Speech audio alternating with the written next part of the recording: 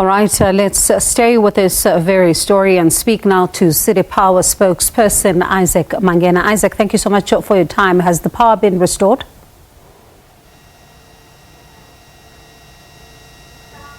Isaac, I think you are on mute. Please unmute yourself. No, we still can't hear Isaac. And of course, this is around that fire that started underground. You'd have heard there even from the EMS talking about how difficult it was underground. Let's try again now with Isaac Mangena, who's the spokesperson for City Power. Isaac, I do hope we can be able to hear you now. Has the power been restored? Good afternoon, and good afternoon to the viewers at home.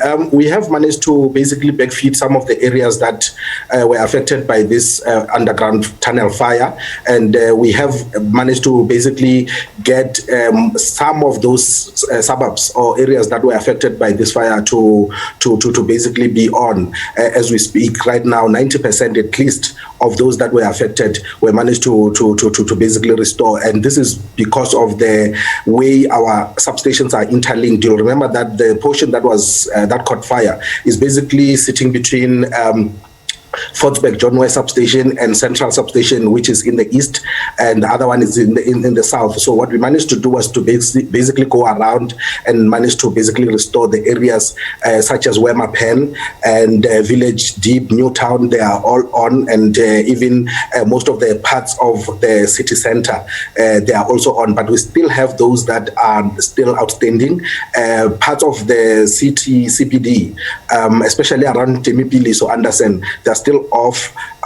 Standard Bank complex was just restored just a few minutes ago, and we are also having the whole of the eastern part of the M2, that is Selby and other areas that side, including Westgate, that are still outstanding currently, and we are only going to basically start working to ensure that they will restore them. We are hoping that by at least end of this week they will have electricity. Now, when we look at this particular operation, I mean, we heard even from the EMS spokesperson of how difficult it was for them to be able to go underground, and the intricate, work that they needed to do underground, that operation simply not being easy. I wonder, for City Power, talk to us about some of the difficulties around this particular operation. It was a very serious and difficult operation, as you rightfully pointed out, and I think we really have to commend the help that we received from the emergency services. They are very much trained in this kind of situations, and they really did a sterling job to ensure that they put out the fire. You'll remember that when the fire started yesterday, basically the whole scene was belonging to EMS. So even City Power ourselves, we couldn't even do any work the whole of yesterday and even at night, at least at the area where there was fire. But we managed to basically work overnight to ensure that we at least restore some of those that were affected. So we were not able to get underground, and even today, only today, this afternoon, that is when EMS gave us an all clear to say we can basically get underground. But of course, there are other experts, including air quality experts that we called and infrastructure integrity experts that we called. Air quality experts advised against us going under to basically start working. We can go and assess and see how much of the material that has been damaged is needed. So we couldn't even do the job even today because it's still extremely hot underground there. I was there earlier today, and we only just took photos, but we couldn't actually do much. We just assess what the damage was like, and basically to ensure that at least when we come back tomorrow, we can be able to bring the required material and start working. And Isaac, one of the things that we saw yesterday was that there is an investigation now, of course, into the cause of the fire and how it got to this particular point. I know investigations are still ongoing, but what are we hearing at face value about what may have caused this fire?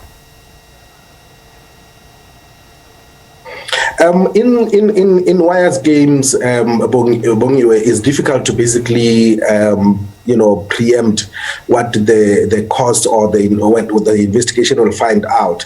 It could be anything. It could be a fault on some of the cables underground, or it could have been any other thing that can actually ignite fire underground on our cables. So that will be part of the investigation, and we cannot basically say, but we don't rule out anything. We don't rule out attempted cable theft, because we are actually dealing with that almost on a daily basis. We don't rule out any other cause that could be found by the investigators, but we don't want to basically say what the cause could be currently. But also, remember, like I said, we couldn't manage to get underground ourselves as City Power to basically try and see what is it that we find around. So our investigators were on site this afternoon. They did go outside and underground. They did basically take the videos and everything that they can find to advise the investigation as to what the cause could be. So that will basically will be part of the report when the investigation is complete. All right, we will of course wait for that report and even see how your efforts to restore the remaining 10% of these areas to make sure that they now have power. How are those going? But we'll leave it there for now.